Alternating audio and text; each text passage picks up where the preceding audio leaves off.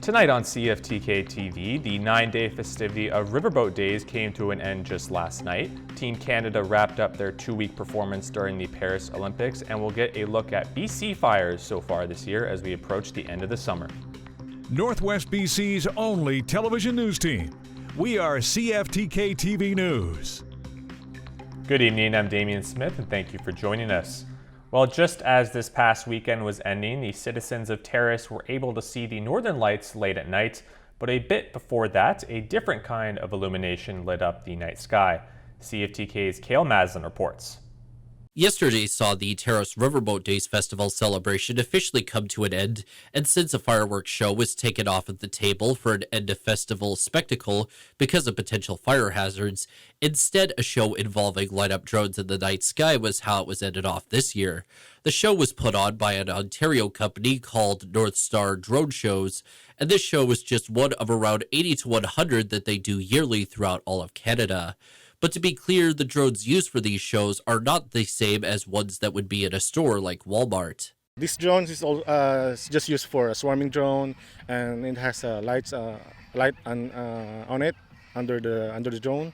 And then the one that you're using that you bought in Walmart is a camera drone. To tide people over until the show started, several activities and vendors were set up at Christie Park, while the around 100 or so drones were properly prepared, and everyone waited for night to fall.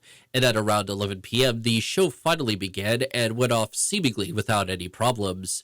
Plus, with how eco-friendly and fire hazard-free this type of show is, it doesn't seem out of the realm of possibility that these drones will continue to serve as the closing act for Riverboat Days in the future as well.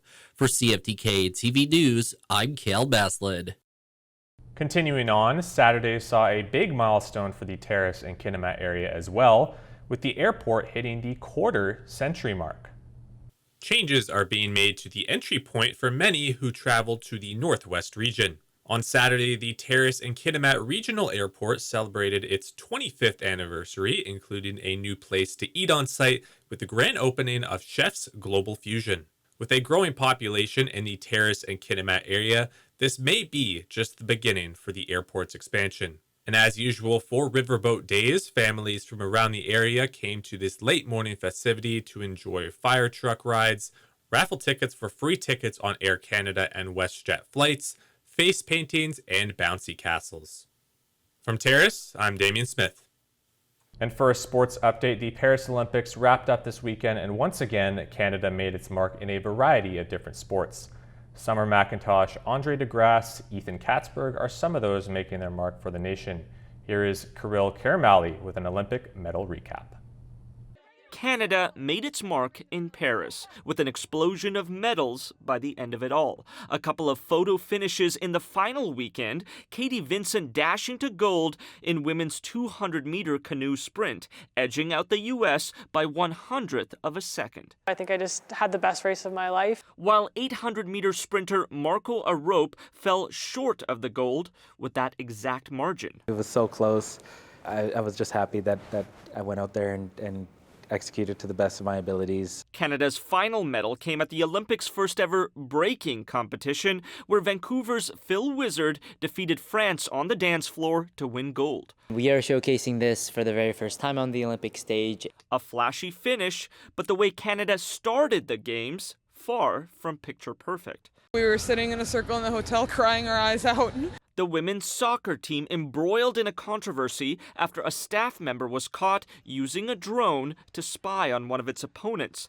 Through it all, they overcame insurmountable odds to make it to the quarterfinals, eventually losing to Germany. To look back on what we did under the circumstance, you really can't be anything but proud.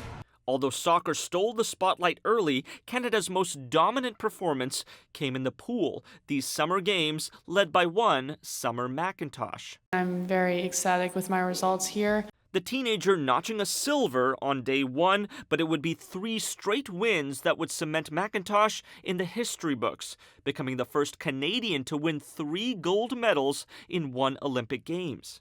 The attention is awesome. It just shows how much love and passion we have as a nation. The men also climbing out of the pool and onto the podium, with Josh Liendo flying across the water to silver, becoming the first black Canadian swimmer to win an Olympic medal.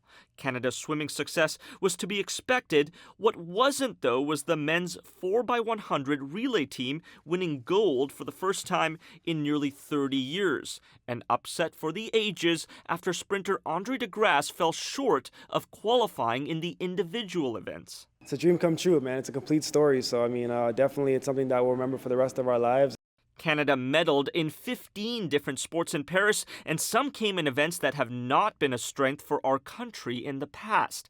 Hammer throw, a sport usually dominated by European athletes, but Ethan Katzberg with one monstrous throw. I had a good idea that it was a good throw. Changing the landscape by landing the gold, followed by a gold-earning toss by Cameron Rogers. Krista Deguchi won the country's first ever gold medal in judo, a triumphant return after being cut from the Tokyo Olympics. Alicia Newman became the first Canadian woman to win a medal in pole vault. Canada's first ever fencing medal, a bronze, captured by Eleanor Harvey. I know, I have so much more inside of me. I have so much more fire. Hoping that fire will be carried over to California. 27 medals, the new bar to beat in Los Angeles for the 2028 Summer Games. Kamal Karamali, CTV News, Toronto. Coming up next, we're approaching the end of the summer and we'll get a glimpse of the wildfires so far here in the West. In fire updates, while it was briefly lifted at the start of this month for the long weekend, the Northwest Fire Center, minus the Cassiar Fire Zone, saw a Category 1 open burning prohibition get put back into place on Saturday. Category 1 is classified as a ban that prohibits campfires from being started, and this ban is once again in place alongside the Category 2 and 3 open burning bans in the Northwest Fire Center. Other items that are not allowed to be used right now also include burn barrels, tiki torches, air curtain burners, as well as sky lanterns and fireworks. And as of right now, the set date for the bans to be lifted is September 30th, but that does not appear to be 100% guaranteed. It also wasn't explained why the Cassiar Fire Zone is exempt from the ban. There has been a strong indicator on what has been causing the wildfires this year in BC, and lightning strikes continue to be a big focal point. And while it has been a few weeks since the town of Jasper needed a full evacuation, we're now getting stories on how those are faring without their homes at the moment. Here's Christina Tenaglia from CTV. Of more than 400 wildfires burning in BC, 89% were caused by lightning strikes. We've had lightning every day since at least mid-July. The Canoe Road wildfire flared Saturday when lightning struck private property. Crews quickly contained the spread, ending a short-lived evacuation order. We have had a really high rate of initial attack success this year. Terry Lonsbury is in Kamloops, BC, trying to make his way to the city of Parksville. He evacuated his Jasper, Alberta home on July the 23rd. Tomorrow, Parks Canada will announce when residents can return. I don't have a home. I have nothing to go back to. This is Lonsbury's new home, except now he's parked. That's what my plan was to take the rest of the summer to get the truck and trailer ready to go in October. And yeah, the fire changed all that. Lonsbury says he recently purchased a truck on Kijiji to pull an RV to Vancouver Island, where he was once a volunteer firefighter for a local detachment in Comox. The truck came in handy when he was forced to evacuate, but it broke down halfway along his journey. Unable to just get on with life. His truck needs about $20,000 worth of repairs. The fire department has set up a GoFundMe, but donations have been slow. The nobodies like me, they don't go anywhere. Hoping the kindness of strangers will prevail for the volunteer firefighter who, this time, was the one forced to escape the flames. On Monday morning, officials will announce plans for when and how Jasper residents can return. About 80% of the fire's northwest perimeter is contained, but officials say as a whole, the fire is still classified as out of control. Turning to tonight's weather, the coast should see a cloudy night, including a 70% chance of rain, which should shift to a 30% chance of drizzle near midnight. There will be a low of 14 degrees. In the Terrace and Kitimat area, it should also see cloudy conditions tonight with a 60% chance of showers later in the evening and overnight with a low of 16 degrees.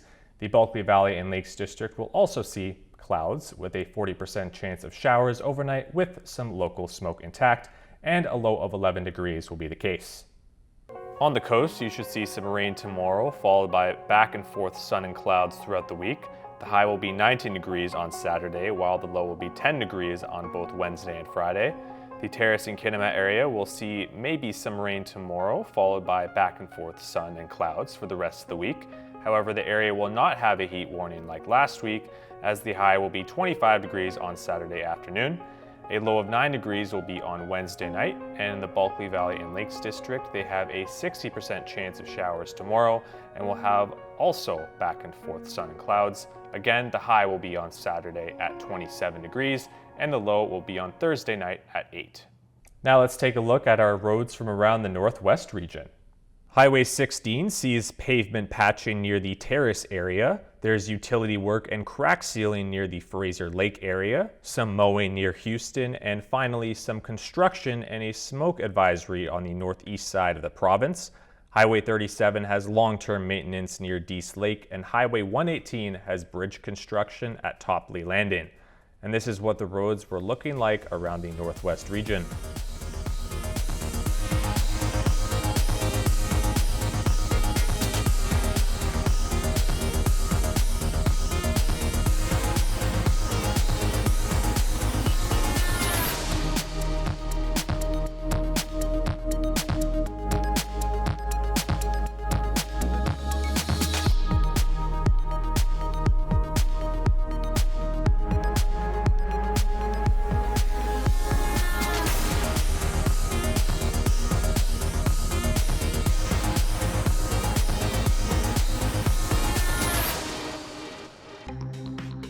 Still to come, emotional times for a Vancouver family participating in the Tour de Cure in a couple of weeks.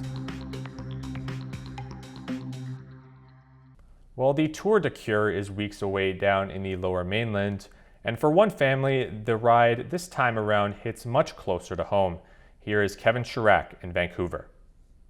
A few years ago, Lori Bridge felt an unusual pain in her stomach, prompting a visit to the doctor, who quickly noticed something wasn't right. She was then diagnosed with colorectal cancer, and the reason she had pain, it was in her liver.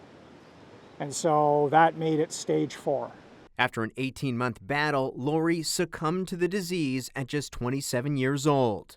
I called her my sunshine baby because her smile lit up the room. The heartbreaking loss, a familiar feeling for families all over BC. This year, more than 3,600 people will be diagnosed with colorectal cancer, with rates rising in people under 50. And so Colin and his family are motivated to make a difference. If we can save one more life by raising $1 or raising $100 or $100,000, whatever that number is, then this will just add further purpose to her life. Colin and his wife are both cancer survivors. On August 24th and 25th, Colin and his daughter will ride more than 200 kilometers in the 2024 Tour de Cure, the BC Cancer Foundation's largest fundraiser. It will be the longest ride I've ever done, but I'm feeling good about it. A yearly ritual for the family, riding this year in honor of Lori. In the later years of her life, she was absolutely passionate about taking care of people. In her final months while fighting to stay alive, she made it her mission to raise funds and awareness for colorectal cancer. Now her family carries on that legacy. She can still be with us in spirit, and she can be behind us in our ride, the Tour de Cure. And if we can raise, just one more dollar to save somebody else's life, then you know what? That will have her smiling. Kevin Chirac, CTV News, North Vancouver. Scooters are now becoming a more popular commodity for transportation, but there still seems to be a larger issue at stake for the safety for the drivers. Christina Tenaglia, once again from CTV, has more on the story. They're fun and fast. Some travel anywhere from 30 to more than 60 kilometers per hour. And some of these devices are marketed to kids, too. But this is not a toy.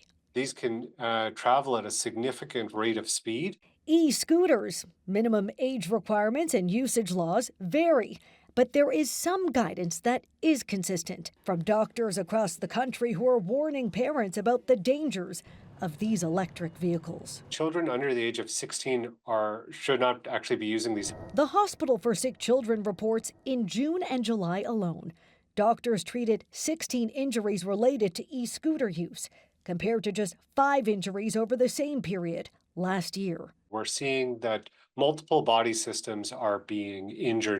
And in more than half of the cases, kids weren't wearing a helmet. For e-scooters, there are some provincial pilot projects underway with posted guidelines. In BC and Ontario, municipalities opt in. In Ontario, you can't travel more than 24 kilometers an hour, must be at least 16 years old, and you must wear a helmet if you're under 18.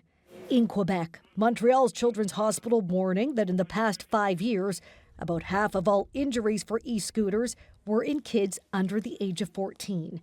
You must be at least 14 in Quebec to ride one of these. What has happened is the provincial government, municipal governments, and heck, even the federal government have really dropped the ball on regulation here. Parents may just not be informed and are purchasing them for their kids. This Toronto dad has witnessed that firsthand, seeing little ones on e-scooters and bikes. I think we need like a regulation to have a minimum age. Since laws around these motorized vehicles vary based on the type of device and the municipality you live in, the experts we spoke with recommend you read and understand your local regulations before you allow your child to use one. Christina Tenalia, CTV News, Toronto. Now we'll get an update from the stock market. The Canadian dollar is down 0.3 cents. The price of gold is up $30.60. Oil is up $3.22. Natural gas is up 5 cents. Aluminum is up 27.5. In Toronto, the TSX is up 87.63. The Venture Index is up 3.06. In New York, the Dow Jones is up 140.53 and NASDAQ is up 35.31. Coming up next is why children aren't the only group that you should keep dangerous devices out of reach from. In a more unusual instance, a house fire was started by a battery falling into the paws of a dog, where things escalated pretty quick. Rachel Krause Spreading Wings from CTV has more on this story and to remind those to keep their electronics in a safe space. One family in Oklahoma almost lost their home after their dog accidentally started a fire. This video has been released by the Tulsa Fire Department showing a dog chewing on a lithium-ion phone charging bank, which explodes, setting a mattress on fire. It was one of those portable battery chargers, basically, that many people have to use for their cell phones or their gaming devices. And really, we find these batteries in many electronics today. So it's a danger that people really hadn't considered so much. 2 dogs and a cat then scrambled to escape through a dog door unhurt. In spite of the fact that they had a house fire and that did significant damage to their home, the homeowners were just thankful that their dogs are okay and that they were able to get out safely. While the fire did cause a lot of damage, the home and everyone was safe. The homeowner had an alarm, and when that alarm system went off, it alerted firefighters. So we were able to get there quickly. One Canadian fire chief says battery fires happen far too often. We're absolutely seeing an increase of fires and incidents pertaining to lithium-ion batteries. He says many don't follow manufacturers' recommendations. So we see that people are storing them inappropriately. They're charging them and leaving them to be charged for times after they're required to be charged. He adds not all cords are compatible with your device, which can make them hot or even catch fire. Often it's because you're not using the right cord for the device that it's required to do. And even between friends and even between devices, we'll often share cords. And I know it sounds a little elementary, but the fact of the matter is they're not all. Just because it fits into your device does not mean that it's the same capabilities of your device. And of course, make sure batteries are put away safely. Rachel Crow, Spreading Wings, CTV News. Well, a horrifying scene that took place in Brazil over the weekend saw 62 deaths from a plane crash from an aircraft that spun out of control. Gio Benitez from ABC has more. Over the weekend, the families of the 62 people who died in that plane crash in Sao Paulo gathering together just hours after investigators recovered the black boxes. Terrifying video captured the final moments. You can see the ATR-72 twin-engine turboprop operated by Brazilian airline Voepaz spinning down. The crash itself hidden behind a row of trees, but we see smoke billowing after the plane crashed in a residential area. The big question now, how did it happen?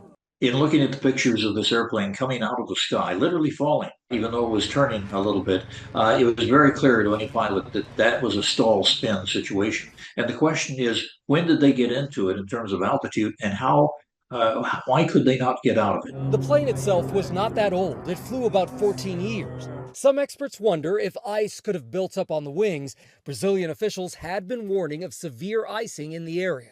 It is not impossible to consider a scenario where there's so much ice on the wings and building up so fast that it effectively redesigns the wings and brings the stall speed up. That could have led to this accident, but keep in mind there's never just one cause.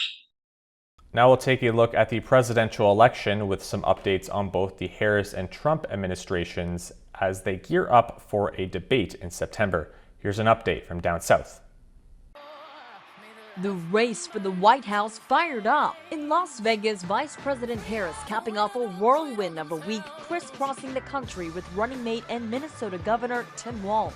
When we fight, we win! With just 1 week into the Democratic National Convention, the new Democratic ticket marched through 5 battleground states, including Arizona and Pennsylvania. Harris said to unveil her economic plans this week.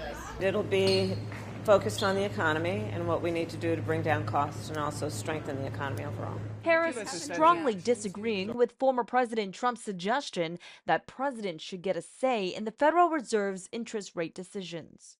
The Fed is an independent entity, and as president, I would never interfere in the decisions that the Fed makes. Harris also pushed to raise the minimum wage and echoed Trump's call to make income from tips tax-free. Trump accusing Harris of stealing his proposal to eliminate taxes on tips, a proposal that would still need congressional approval. I'd rather run against her. I think she's easier to beat. This election is about saving our economy, ending inflation, securing our borders. But a new New York Times Siena College poll shows Harris now leading Trump by 4 points in 3 battleground states, still within the margin of error. This as Trump's vice presidential pick, J.D. Vance, continues to defend his comments, describing women and families without children as childless cat ladies. Do I regret saying it? I regret that the media and the Kamala Harris campaign has frankly distorted what I said. I said I want us to be more pro-family. That's all our news for now. Thank you very much for tuning in.